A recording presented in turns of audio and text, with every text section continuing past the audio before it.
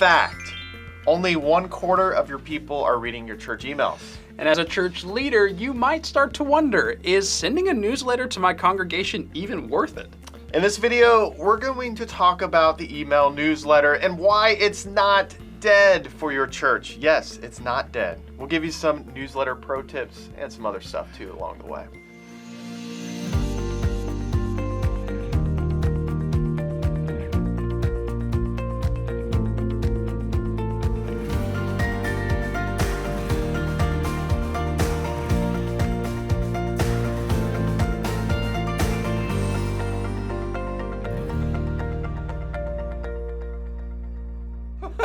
Your newsletter's not dead, it's surely alive, and it's living on the inside in people's inbox. There you go. There we go. It's not dead. No, but this is something, I talk to a lot of pastors, church leaders, and so first of all, pastors that are starting churches. Yes. And they haven't started a newsletter yet, and they're just like, hey, do I even do a newsletter? Is it worth my time? But then I talk to other pastors that are established churches, and they have been sending out newsletters for years, in some cases like 2 decades.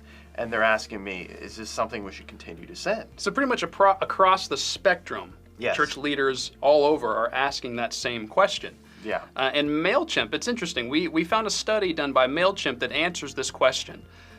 They released some statistics for all of their email campaigns across all industries.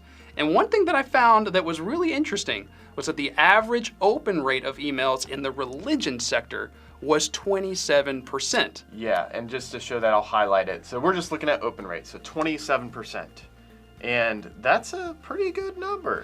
Yeah, you'd be surprised. At first glance, most people would think, that's terrible. Just a quarter of our people. That means 3/4 are not opening and reading the emails. But here's the thing. When you compare that open rate to other industries, emails in the religion sector are actually some of the most opened. The average open rate in the religion sector is actually the second highest amongst all the industries listed on this report. So even with stats like that, though, you tell me that it's not dead? The newsletter's not dead?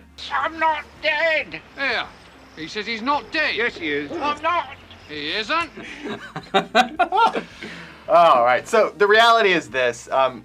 Readers are getting fatigued by all the noise in the internet. I mean, Matt, there's so much social media out there. We have Instagram, we have Twitter, we have Facebook, we have TikTok, we have Reddit, and then there's like 30 others. Yes, and it's all crowding everyone's headspace. Yes. So the one thing we want to share, this is an article that Wes found on Vox, is how Facebook, for the first time in its history, is actually shrinking in its user base. Yes. So fewer people are using Facebook than ever before. At least I should say this is the first time that they've seen a decline in users, is what they're seeing right now. It's not a very flattering picture. I guess I'd be sad too if I found out that I was Poor Mark. declining for the first time. But here's another one. So Instagram, which is also owned by Meta, and this is an article we pulled from the New York Times.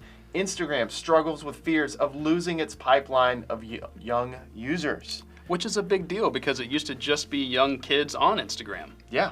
What we're seeing is that creators are tired of navigating the rules and the limitations of these platforms.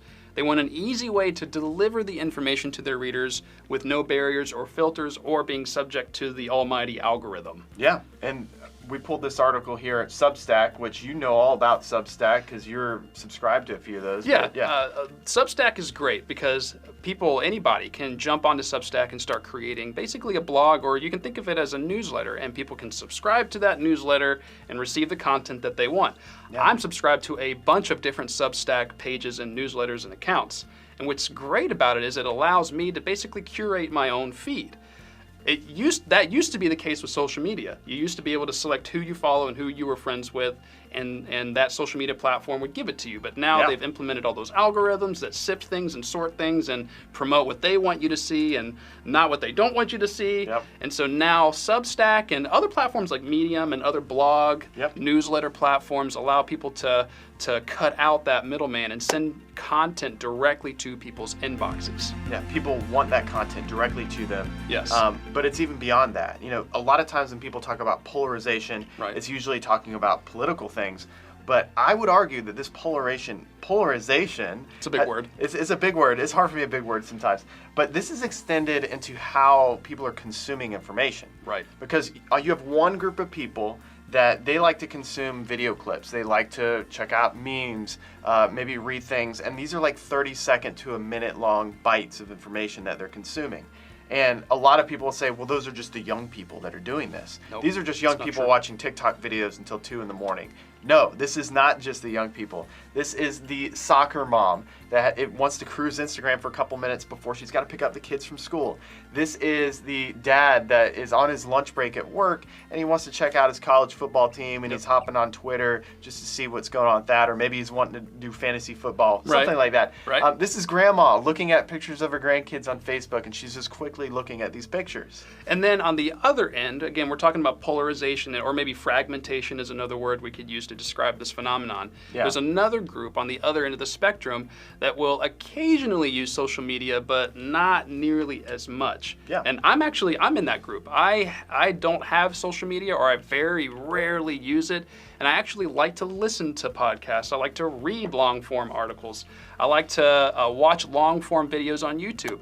And like we mentioned with Substack, yes, I love reading newsletters. Yeah. The popularity of the email newsletter is something that has gained a considerable amount of steam, surprisingly. Yes. In 2017, Substack started as a tool giving creators a way to share and monetize their newsletter. And now they have over 1 million paid subscribers. Now, not just subscribers, but people who are actually paying. Yes. And so the total number of just people that are reading the emails, that is way Yes. more, because I think it was only like Millions. 5 or 10% of people are actually paying. And so multiply that by 10. And that's kind of crazy, Matt, because we live in this world where everything's pushing social media and everything. But then you see a company like Substack that comes out of nowhere, and in just a few years, they have millions of people that are wanting to read email newsletters. Yeah, That's of all the crazy. things, that seems like old school, but it's Yeah. actually what people really want. And these people are more engaged than ever before. Here's just some quick statistics about email specifically. 90% of people in the United States use email. And that's as of 2019, so I'm sure that's gone up more. So 90%. Another stat, Matt, is the number of emails that are sent and received per day worldwide. And I just want to make a point here. It's hard to read it. I'll zoom in. This is emails sent and received in billions. Okay, in Goodness. billions. Okay, Billions. And so What's we're the year looking at 2021? Show us 2021, Wes. Yeah, so 319 billion with a B emails being sent and received worldwide, and this Every number, day, by the way, not through the entire Every year. day. Every single day. That's how many emails are being sent last year. Yeah, and this number is going up, and it's projected to hit 376 billion by 2025. So, church newsletters, in terms of just newsletters in general, Yeah. it is not dead. Just because newsletters, sending emails has been around for decades, And it it's- is gaining And steam. it's gaining. It's only growing. Yeah, so let's talk about that. Or more specifically, let's talk about the benefits of a newsletter. So we've talked about why the newsletter is not dead. Let's talk about some of the benefits of newsletters. So Matt, first one, I think newsletters provide consistent communication to people. That's right. At a time when physical church attendance is at an all-time low, Yeah. your people need to be reminded that you're still there for them, even when they couldn't make it to church. Another big one is newsletters call to action. Newsletters do more than just tell people what's going on in your church. They also call people to action, or at least that's what you can use them for. This can come in the form of a sign-up form, or an online giving button, or even prayer requests, or anything else. Yeah. Another big one, and you kind of already hinted at this earlier just with newsletters in general, newsletters are direct. Yes. Unlike social media that's broadcasted to the entire world but then filtered through an algorithm, your newsletters can be written specifically to a target audience and then sent directly to that audience without any filters. This means that you create a deeper connection with people that willingly, that's the key word, willingly want to hear what it is you have to say. Most mass email tools will even insert a person's name into the email you're sending, Yes. making them feel more personal to your recipients. Yeah, and even our software does that. So when you're sending out mass emails through ChurchTrac, it will automatically inject that first name if you want to, and so it's personalized. Nice. Exactly.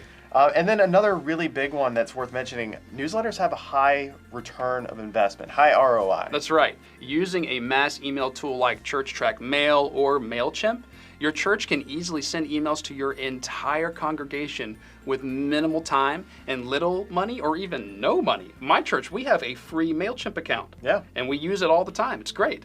Well, and the other thing too, and you talk about little time, because that's another part of return of your investment, is time is money. Yes. And yes. if newsletters, once you get them all set up and how you want them, it's really just a matter of taking this template you've already made and then just updating that content every single week. All right, well, we've talked about the benefits of them. Let's talk about some pro tips for churches of how to do a good newsletter. Okay. So, church newsletter pro tip number 1. Talk about it, and talk about it a lot. Yes. You need to tell your people about the newsletter, not just once, but regularly remind them that you have a newsletter for them to read and ask them to subscribe. Do it in service announcements. You can do it within a sermon. You can maybe do it in a video that you share on social media. I mean, you all know the deal. You've done this before. Just remind them of it repeatedly. All right. Number 2, stick to a schedule. This is one of those things I see a lot of churches doing this well, and then I see a lot of churches that don't do this well at all. Believe it or not, people are creatures of habit, and whenever you stick to a schedule and do your newsletter at the same day, the same time, people get used to that, and then they start expecting that.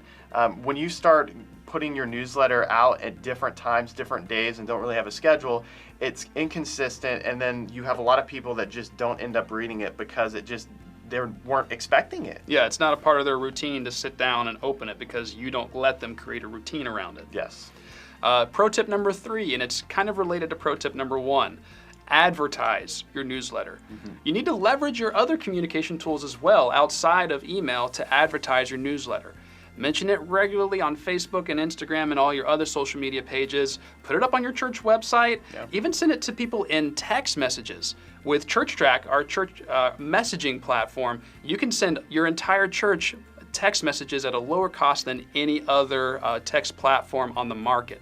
So you can inject a link, a hyperlink, into that text to send people to sign up for that newsletter. One church leader told me that she sent a mass text message with a link to her newsletter sign-up form, and within an hour of sending that text message, her newsletter recipient list doubled. Yeah, and you talked to a church leader about that. I've talked to many church leaders that I've recommended they do this. They send me an email about a week later and be like, yeah, it worked. I doubled my news. It's just crazy. Amazing. And so the last one, and this is one we kind of mentioned a little earlier, but it's that important, calling to action. Yes. So a newsletter, we don't want this to just be like a one-way communication type of thing. We really want to encourage two-way communication because I see a lot of churches, they fall into this trap where they will send out just like basic announcements, and that's kind of it. And you want to go beyond that. You want to give your people opportunity to do things like submit a prayer request, maybe ask a question about last week's sermon, give online. Things like this to call your people to some sort of action. You don't want to put too many calls to action, but at least have a couple good core calls to action that you do every time you send out that newsletter. And here's the deal about newsletters. The people that have signed up, these are people who are invested and committed in your church. They are opting in to receiving this newsletter. They actually want this content. And these are probably people who are invested not just in like the newsletter content, but in your church. So asking them for a call to action really makes sense. These are the people who are most likely to respond to such a call to action at your church. Well, that was some good content, and hopefully now you're not going to kill your newsletter if you were thinking of killing it. Now, this video is just one of the many resources that we have available to help equip your church to build the body of Christ. If you're struggling to get people to read your church newsletters, check out my other video, Why Nobody Reads Your Church Emails. In that video, I give the 5 most common reasons and solutions for church email. See ya.